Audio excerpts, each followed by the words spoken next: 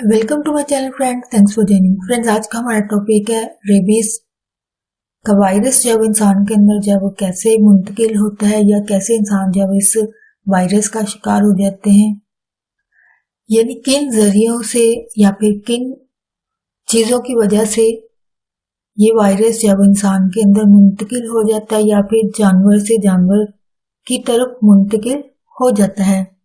आज की वीडियो में आप इस वायरस की वजह जान पाएंगे कि ये इंसानों में कैसे आता है या इसका जरिया जो है वो क्या चीज बनती है, या इंसान की ऐसी कौन सी गलतियां हैं जिनकी वजह से ये वायरस जो है वो इनके अंदर जो है मुंतकिल हो जाता है, ट्रांसफर हो जाता है।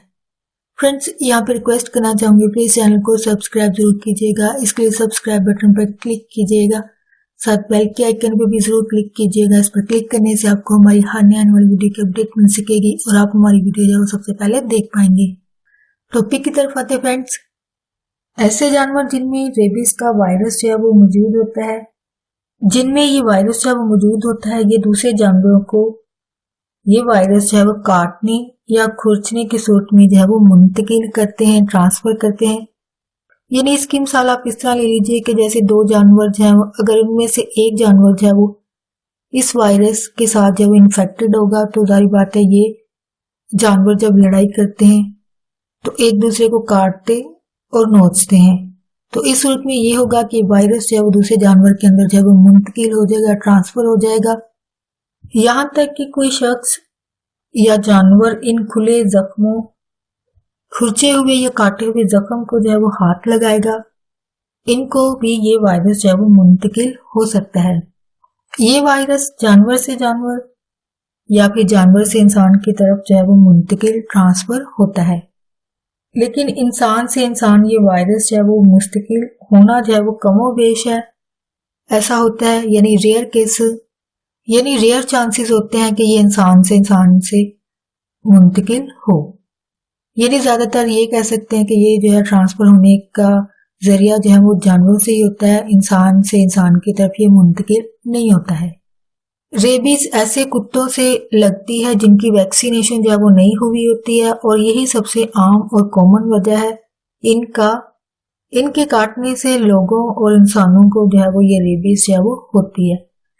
जैसे ही कोई रेबीज वायरस जो कि जानवर के काटने से लगती है, ये वायरस जो है वो फौरन असाब के जरिए यानी नर्व सिस्टम के जरिए इसके थ्रू जो है वो दिमाग तक जो है वो पहुंच जाता है। यानी इस वायरस को जो है वो दिमाग तक या असाब, दिमाग तक ये बीमारी जो है वो पहुंचती है।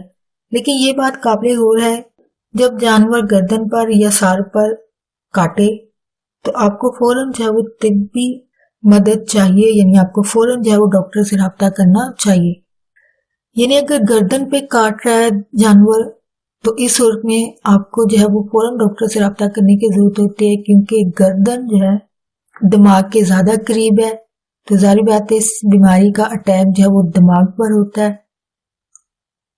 तो अगर कोई जानवर जो है वो गर्दन के करीब काटे या खरोचे तो इस सूरत में जो है वो फौरी आपको डॉक्टर से रब्ता करने की जरूरत होती है, जो कि वायरस जो है वो जल्दी से दिमाग तक जो है वो जरासीम, इस सूरत में ये होता है कि जल्दी से दिमाग तक जरासीमी वायरस जो है वो पहुंचता है और रीढ़ की हड्डी पर जो है वो फौरन असरअंदाज होती है। इस जानवर के काटने से जरासीम जो है वो ज्यादा तेजी से बढ़ता है और दिमाग में जो है वो सीवियर किस्म की सोजिश हो सकती है, सोजिश की वजह बनता है और साथ रीढ़ की हड्डी पर भी असरअंदाज होता है और इंसान जो है वो फौरी मर भी सकता है, यानी ये सडन डेथ की वजह भी बनता है।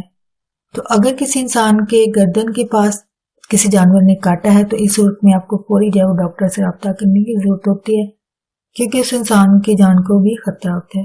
होप फ्रेंड्स, आज का टॉपिक आपके लिए इंफॉर्मेटिव और इंटरेस्टिंग रहा हो। मजीद अवेयरनेस और आगाही के लिए फ्रेंड्स एंड फैमिली के साथ वीडियो को शेयर जरूर कीजिए, वीडियो को लाइक जरूर कीजिएगा, कमेंट जरूर कीजिएगा। अगर आपकी कोई क्यूरीज है, कोई क्वेश्चन है इस टॉपिक के हवाले से उसको जरूर लिखिएगा। आपका वीडियो देखने के लिए बहुत शुक्रिया।